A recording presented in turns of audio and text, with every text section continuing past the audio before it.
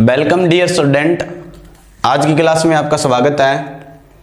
और हमारा आज का टॉपिक है नरेशन। तो आज हम ये सीखने जा रहे हैं कि नरेशन क्या होता है और नरेशन के अंदर जो डायरेक्ट स्पीच और इनडायरेक्ट स्पीच होते हैं वो क्या होते हैं। आज हमारा ये टॉपिक कंप्लीट हो जाएगा। तो आज हम समझ जाएंगे, सीख जाएंगे कि आपका जो नरेशन होता है वो क्या होता है और डायरेक्ट स्पीच और इनडायरेक्ट स्पीच क्या होता है। डायरेक्ट स्पीच से इनडायरेक्ट स्पीच में हम इसे कैसे बदलें। और हर क्लास के अंदर जो आपका डायरेक्ट स्पीच और इनडायरेक्ट स्पीच के क्वेश्चन आते रहते हैं और आगे के एग्जाम होंगे उनके अंदर भी डायरेक्ट स्पीच और इनडायरेक्ट स्पीच बहुत महत्वपूर्ण भूमिका रखता है।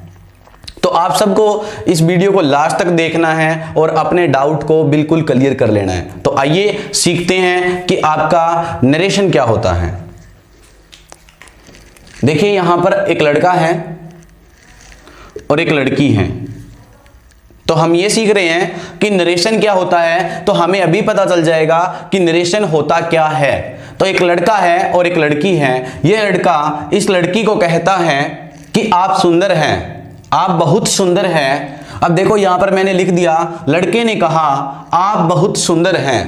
लड़के ने ऐसा ही बोला, आप बहुत सुंदर हैं। इस लड़की को बोला और वैसे का वैसा हमने बोल दिया कि लड़के ने क्या बोला, सेम। यहां पर ध्यान से देखिए, जो इन्वर्टेड कोमा के अंदर है वो इस लड़के के द्वारा कही गई बात है, उसमें कुछ भी परिवर्तन नहीं है, कुछ भी बदलाव नहीं किया। लेकिन ये लड़की अपनी एक सहेली के पास जाती है और वो सहेली इसकी पूछती कि लड़का क्या कह रहा था। तो ये लड़की बताती है कि लड़का कहता है कि मैं सुंदर हूं। देखिए लड़की ने क्या बोला, आप बहुत सुंदर है। लड़की ने क्या बोला, मैं बहुत सुंदर हूं। दोनों में डिफरेंस आ गया। डिफरेंस ये आया कि वहां पर लड़के ने कहा कि आप सुंदर है और लड़की ने कहा कि अपनी सहेली को जाकर के कि मैं बहुत सुंदर हूं, ऐसा उस लड़के ने बोला। क्या दोनों के शब्दों में कुछ परिवर्तन आया है? तो देखिए क्या परिवर्तन आया है। लड़के ने कहा आप बहुत सुंदर हैं और यहां पर देखिए लड़की ने अपनी सहेली को जाके क्या कहा, लड़के ने कहा। यहां पर इन्वर्टेड कोमा जो थे उनको हटा दिया गया है और यहां पे शब्द यूज किया है कि। एक बदलाव ये, और फिर आप देख पाएंगे कि आपकी जगह मैंने शब्द यूज किया है मैं बहुत सुंदर हूं। तो यही खेल है सारा नरेशन का कि जब आप किसी की कही हुई बात को सेम रखते हैं, इन्वर्टेड कोमा के अंदर बंद करके उसको वैसे का वैसा रखते हैं, तब वही टॉपिक हमारा होता है डायरेक्ट स्पीच का। बट आप उस चीज को सेम ना रख करके उसके अंदर परिवर्तन ले आते हैं तो वो होता है आपका इनडायरेक्ट स्पीच। तो सबसे पहले हमें यह पता होना चाहिए कि क्या क्या चेंज करना है। अगर हमें डायरेक्ट स्पीच दिया है तो उसमें क्या क्या चेंज करना है। एक बात और मैं यहां पे बता देता हूं कि ये लड़के ने जो कहा है ये इन्वर्टेड कोमा से बाहर के शब्द हैं। इनको इंग्लिश के अंदर बोलते हैं रिपोर्टिंग स्पीच। रिपोर्टिंग स्पीच याद रखना। और जो इन्वर्टेड कोमा के अंदर है इनको बोलते हैं रिपोर्टेड स्पीच। तो ये डिफरेंस हमें याद रखना है क्योंकि इनके बिना हम रूल नहीं लगा पाएंगे। तो ध्यान रखिए, जो इन्वर्टेड कोमा से बाहर होगा रिपोर्टिंग स्पीच कहलाएगी और इन्वर्टेड कोमा के अंदर जो भी बातें होंगी उसको आप रिपोर्टेड स्पीच बोलेंगे। तो ये डिफरेंस है एक छोटा सा। फिर हम ये देख लेते हैं कि हमारे जो सेंटेंस है डायरेक्ट स्पीच से इनडायरेक्ट स्पीच के अंदर हम इनको कैसे चेंज करेंगे। तो यहां पर मैं आपको एक फार्मूला बता देता हूं, फिर हम उसको यूज भी करेंगे। कि सबसे पहले देखो हमें क्या करना है। यहां पर आपको दिखाई दे रहा होगा इन्वर्टेड कोमा को रिमूव कर देना है, इसको हटा देना है। इनको हटा करके आपने क्या कर देना है, वहां पर दैट लगा देना है। जब इंग्लिश के अंदर आपको डायरेक्ट स्पीच मिलेंगे तो उसको इनडायरेक्ट स्पीच में बदलते टाइम हमें क्या करना है, इन्वर्टेड कोमा को हटा करके दैट यूज कर देना है और सब्जेक्ट और ऑब्जेक्ट को चेंज करना है। बट कब करना है कब नहीं करना वो थोड़ी देर में आपको सिखाएंगे। टेंस है, टेंस भी चेंज करना पड़ जाता है कभी कभी और टाइम भी चेंज करते होते हैं। तो ये सारे कंसेप्ट अभी क्लियर हो जाएंगे। हम एक एग्जांपल की सहायता से आपको बताएंगे कि कौन सी चीज कब चेंज करनी है। बट उससे पहले एक और फार्मूला आपको यहां पे दिखाई दे रहा है। यहां पर लिखा हुआ है SON सन और 1 2 3। ये बड़ा इंपॉर्टेंट फॉर्मूला है, बड़ा फेमस फॉर्मूला है, इसकी सहायता से ही हम ये रूल फॉलो कर पाएंगे। तो सबसे पहले यहां पर मैंने आपको बताया सब्जेक्ट और ऑब्जेक्ट को भी चेंज करते हैं। तो कैसे करते हैं सब्जेक्ट और ऑब्जेक्ट को चेंज? सब्जेक्ट को अगर आपने चेंज करना है, ऑब्जेक्ट को चेंज करना है, ध्यान रखिए कौन सा सब्जेक्ट और ऑब्जेक्ट चेंज होगा? सिर्फ रिपोर्टेड स्पीच का, इन्वर्टेड कोमा वाला, ये वाले नहीं होंगे, ये सेम रहेंगे। इसीलिए मैंने बोला रिपोर्टिंग स्पीच और रिपोर्टेड स्पीच को ध्यान में रखना। स्पीच है उसके सब्जेक्ट और ऑब्जेक्ट को ही चेंज करना है, बाकी को चेंज नहीं करना। और वो चेंज कैसे होगा? अगर आपका सब्जेक्ट फर्स्ट पर्सन है, फर्स्ट पर्सन मतलब आई और बी हैं, अगर ये है यहां पर, तो आप इसे सब्जेक्ट के अकॉर्डिंग चेंज करेंगे। सब्जेक्ट यहां से देखेंगे। फिर यहां पर अगर आपका सेकंड है, सेकंड पर्सन होता है आपका यू, तो यू को आप ऑब्जेक्ट देख करके चेंज करेंगे। और अगर आपका थर्ड पर्सन है ही, सी, इट, दे, नेम, तो आप नो चेंज करेंगे, इसके अंदर कोई बदलाव नहीं करेंगे। एक एग्जांपल लेते हैं, फिर आपको ये क्लियर हो जाएगा। देखिए हमने कुछ एग्जांपल लिए हैं और एग्जांपल की सहायता से आपके जितने भी डाउट है वो क्लियर हो जाने वाले हैं। तो सबसे पहले he said to me I write a letter, यहां पर आपको ये बोला था, ये आपकी है रिपोर्टिंग स्पीच और ये आपकी रिपोर्टेड स्पीच।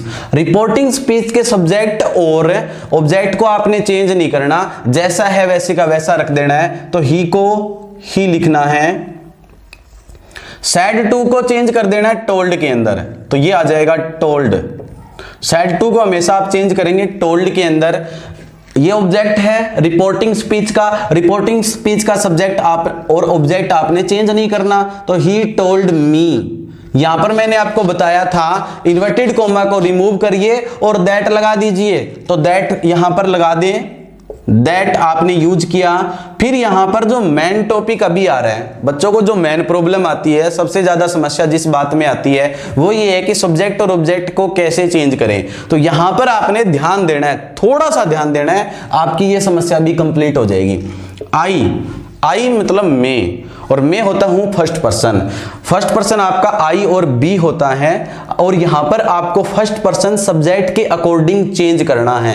ध्यान से सुनिए, फर्स्ट पर्सन को सब्जेक्ट के अकॉर्डिंग चेंज करना है। इसको चेंज करेंगे इस सब्जेक्ट के अकॉर्डिंग। सब्जेक्ट आपका ही है और यहां पर देखिए आपको कहीं मिलेगा ही, और सब्जेक्ट की जगह ही आपने यूज करना है, तो ही का ही यूज होगा। अभी हमें सब्जेक्ट की जगह लिखना है, तो ही का ही लिख देंगे, ही।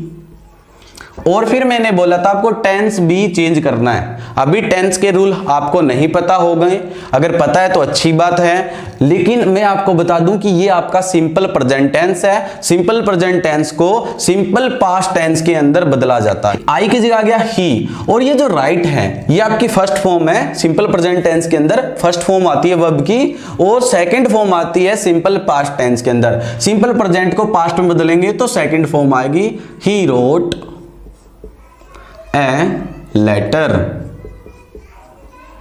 और ये हो गया हमारा कंप्लीट। नेक्स्ट सेंटेंस आपको दिखाई दे रहा है यहां पर, Mohan says I shall go there. Mohan says I shall go there. Reporting speech का सब्जेक्ट सेम रखना होता है, इसलिए हम रखेंगे मोहन, और सेज का सेज ही रहेगा। और यहां पर आपको बताया गया था कि आप इन्वर्टेड कोमा को हटाइए और यहां लगा दीजिए दैट। फिर यहां पर आपका है आई, और आई को आपने चेंज करना है सब्जेक्ट के अकॉर्डिंग, क्योंकि आई आपका क्या है फर्स्ट पर्सन को सब्जेक्ट के अकॉर्डिंग। सब्जेक्ट कौन है? मोहन लड़का है, और लड़के के लिए यूज होता है ही, तो आप यूज करेंगे यहां पर ही।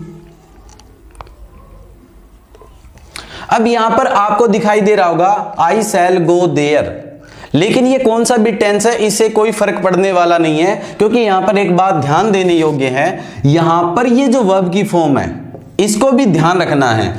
ये अगर आपकी पास्ट टेंस के अंदर है तब भी यहां का टेंस बदला जाएगा, और अगर यहां की वर्ब रिपोर्टिंग जो आपका स्पीच है उसकी वर्ब प्रेजेंट टेंस और फ्यूचर टेंस के अंदर हो तो आपको यहां पर टेंस बदलने की जरूरत नहीं है, टेंस सेम रहेगा, उसके अंदर कोई परिवर्तन नहीं आएगा। तो ये आपका सिंपल प्रेजेंट टेंस है और सिंपल प्रेजेंट टेंस के अंदर इस टेंस को बदलने की जरूरत बिल्कुल नहीं है। तो आप शैल या विल में से एक यूज करेंगे। तो ही के साथ हम यूज कर देंगे विल। टेंस चेंज नहीं हुआ है, ये तो आपका जो सिंगुलर और प्लूरल के हिसाब से चल रहा है। आई के साथ क्या यूज होता है, ही के साथ क्या होता है, he will go there.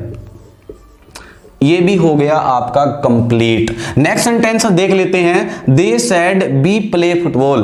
They said, उन्होंने कहा बी प्ले फुटबॉल, हम फुटबॉल खेलते हैं। यहां पर आपका ये रिपोर्टिंग स्पीच पास्ट टेंस के अंदर है तो यहां का टेंस हम जरूर बदलेंगे, लेकिन उससे पहले दे का यूज करेंगे। दे, सेड का सेड ही रहेगा।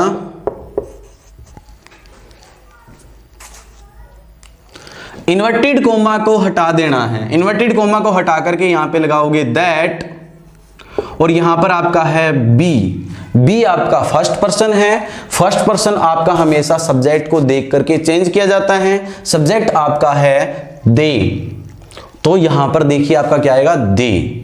आप बी नहीं, बी को अब हटाएंगे और बी की जगह लगा देंगे दे। तो यहां पे दैट, दे, और यहां पर ये जो आपका बी प्ले फुटबॉल, ये सिंपल प्रेजेंट टेंस है। सिंपल प्रेजेंट टेंस को आप बदलते हैं सिंपल पास्ट टेंस के अंदर। तो यहां पर होगा दे प्लेड फुटबॉल। ये सेंटेंस भी आपका हो गया कंप्लीट। लास्ट वाला देख लेते हैं, फिर आपका जितना भी डाउट रहता है वो क्लियर हो जाएगा सब्जेक्ट और ऑब्जेक्ट को लेकर के। राम सेड टू मी, ये आपकी रिपोर्टिंग स्पीच है। रिपोर्टिंग स्पीच के अंदर आप सब्जेक्ट और ऑब्जेक्ट को चेंज नहीं करते, तो लिखेंगे राम सेड टू को बदला जाता है टोल्ड में, Ram told me. Inverted coma को हटा करके यहां पे यूज कर देंगे दैट। यहां पर आपको दिखाई दे रहा है यू। यू आपका सेकंड पर्सन है। सेकंड पर्सन को आप ऑब्जेक्ट के अकॉर्डिंग चेंज करते हैं। ध्यान रखिए, सेकंड पर्सन को ऑब्जेक्ट के अकॉर्डिंग चेंज किया जाता है। तो ऑब्जेक्ट आपका है मी, और इस मी के अकॉर्डिंग चेंज करना है। मी यहां पर आपको दिखाई देगा ये वाला, बट ध्यान रखिए आई यूज करें कि मी यूज करें, बस ये ध्यान रखना है। चेंज होएगा मी के अकॉर्डिंग, बट यहां यूज क्या करेंगे वो देखना है। यू क्या आपका सब्जेक्ट, और मैंने बोला था सब्जेक्ट यूज करना है तो आई यूज करना, ऑब्जेक्ट की जगह यूज करना है तो मी यूज करना। तो हमें ये यू सब्जेक्ट की जगह यूज करना है, तो सब्जेक्ट आपका मी की वजह से चेंज होगा, तो यहां पे आएगा आई। और ये जो आपकी फॉर्म है रीड, ये भी सिंपल प्रेजेंट टेंस में, तो इसे सिंपल पास्ट टेंस के अंदर चेंज करेंगे। बट हमें पता है रीड की जो सेकंड फॉर्म होती है वो सेम रहती है, स्पेलिंग में सेम रहता है, बस उसको बोल देते हैं रेड। I read book. और ये हो गया आपका कंप्लीट।